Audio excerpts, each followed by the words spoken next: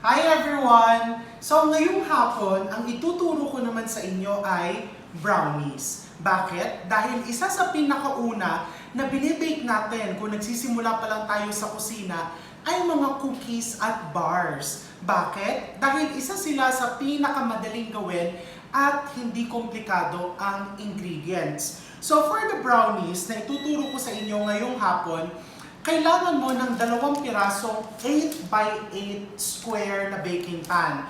Kung wala ka namang square na baking pan, pwede ka din gumamit ng bilog. So parang gumagawa ka ng brownie cake or pwede mo din siyang i-bake sa mga small cupcake pan.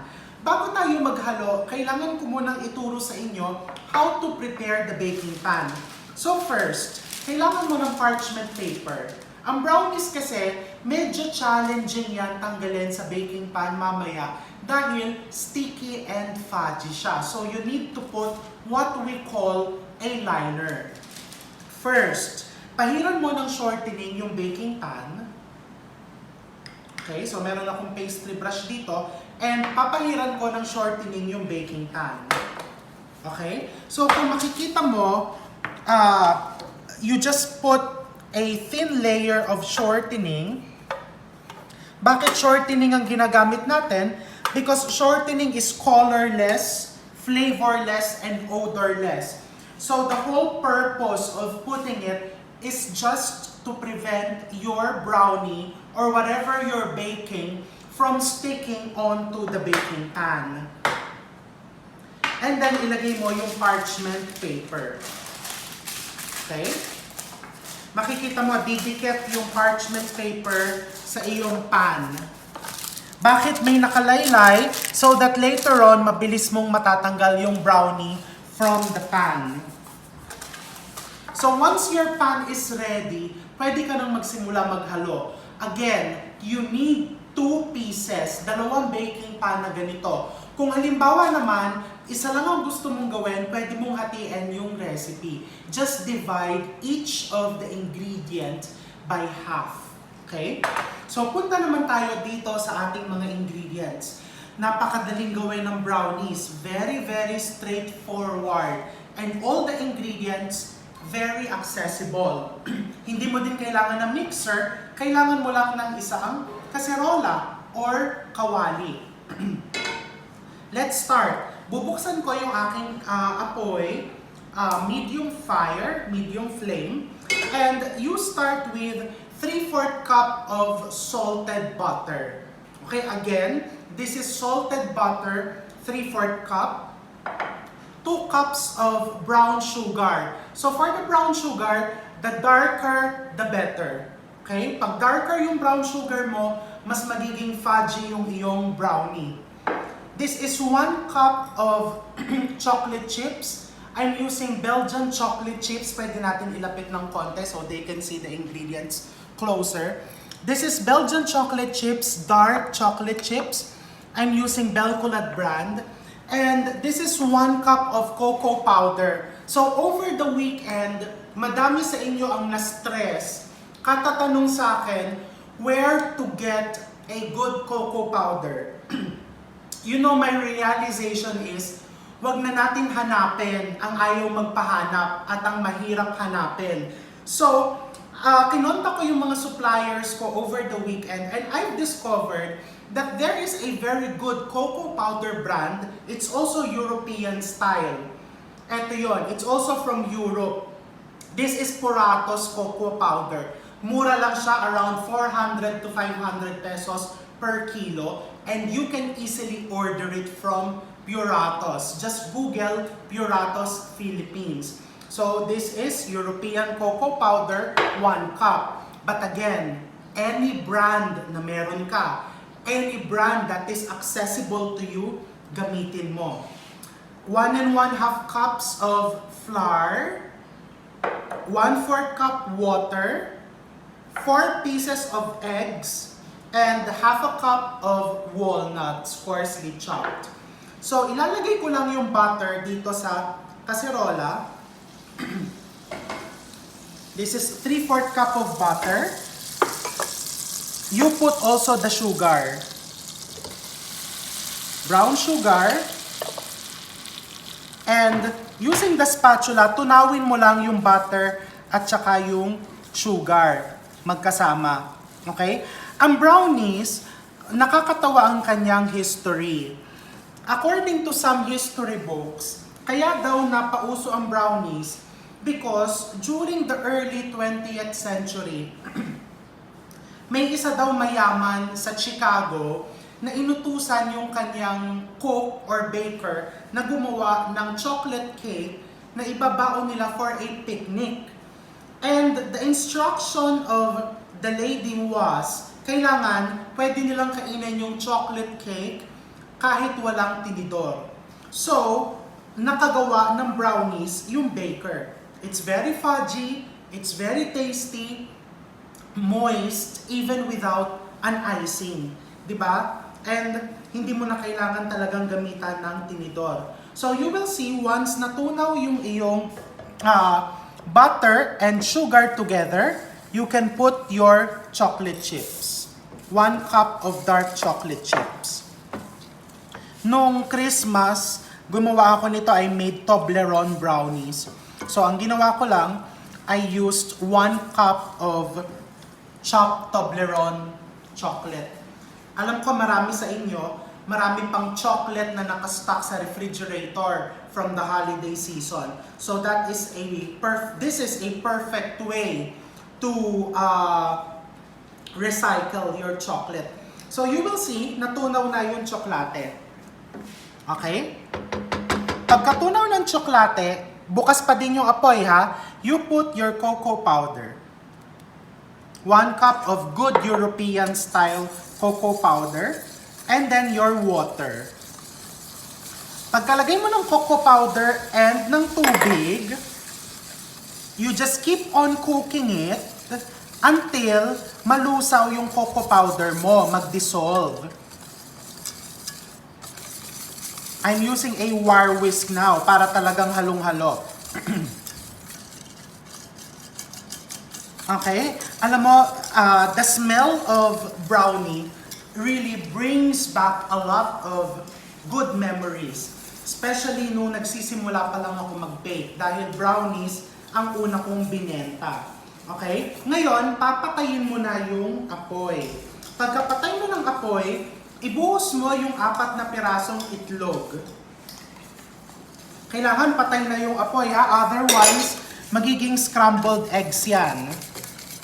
And then you just mix it until smooth. Ang brownies, hindi dapat ino-overmix. Because if you overmix it, you will put in or you will incorporate more air. Magiging cakey yung brownies mo. You want your brownies fudgy and heavy. So, smooth, you put the flour. Sobrang dali, di ba? As in, binuhos lang natin lahat ng ingredients. But of course, in proper order. And then the walnuts. The walnuts, it's actually optional. Kung gusto mong ilagay is hazelnut brownie, pwede mong lagyan ng hazelnut yan. Almond brownie, you put almonds. The question was, kanina may nagtanong na nung pinost ko yung teaser, do we need to toast the nuts? I don't toast my nuts. Why? Para kasama siyang ma-toast nung pinaka-mixture. If you do that, all the flavor coming from the nuts, hahawa siya dun sa brownies. So magiging malasang-malasa yung iyong brownie. And just get a towel, and then you just keep on mixing this hanggang mawala lang yung flour. Wala po talagang baking powder or baking soda itong brownie recipe na to. Because aasa po tayo sa itlog, yung itlog yung pinaka magpapaalsa, magbibigay ng volume. Plus, for brownies kasi, hindi mo naman talaga gusto yung volume. You want it heavy, fudgy, chocolatey. Okay? And then, you fold in the nuts. You mix it. Ngayon, punta na tayo sa tips. paano po yan kung wala akong oven? So, ngayong hapon, i-bake ko tong brownie in an oven toaster. Just to show you that anything is possible. As long as you know the basic technique, you will survive in the kitchen. So, yung kalahati nito is ilalagay ko sa baking pan. Okay? I'm going to put half of the batter onto my baking pan, and then using my spatula, I'm going to even it out.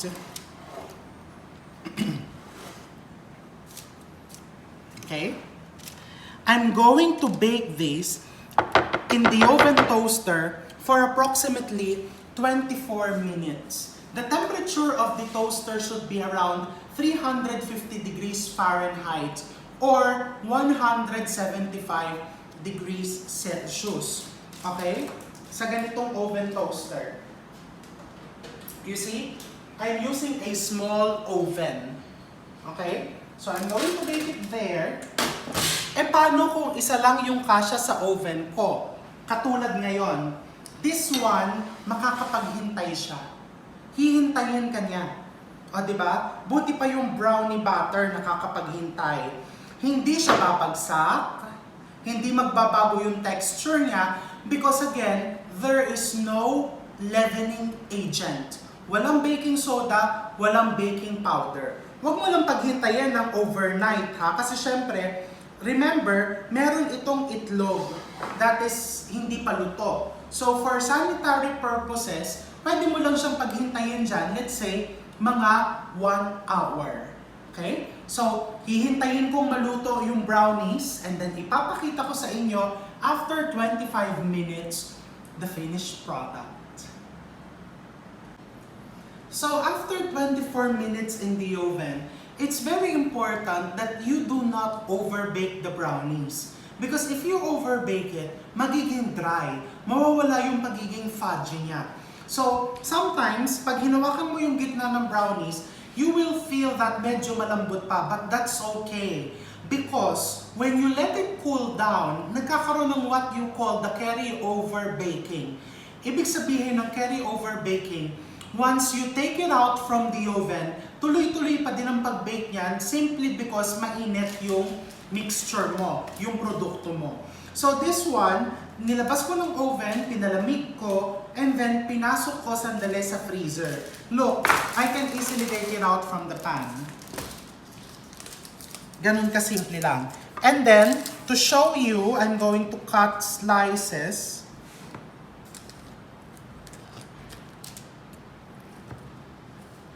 Just use a sharp knife. Pag malamig yung brownies mo, hindi yan basta-basta didikit. Okay, pag dumikit ng konti, it means super fudgy. Ayan o, you see the inside. It's super duper fudgy.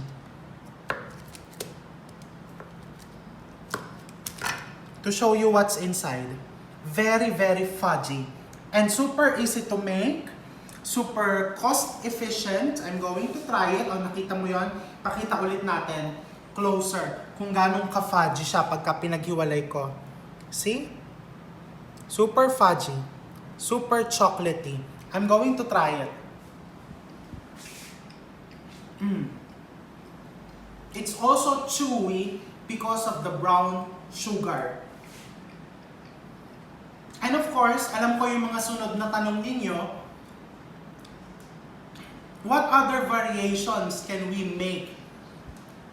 You can do Rocky Road brownies. Lagyan mo lang ng marshmallow. You can even do chocolate brownies. You know the chocolate? The popular Filipino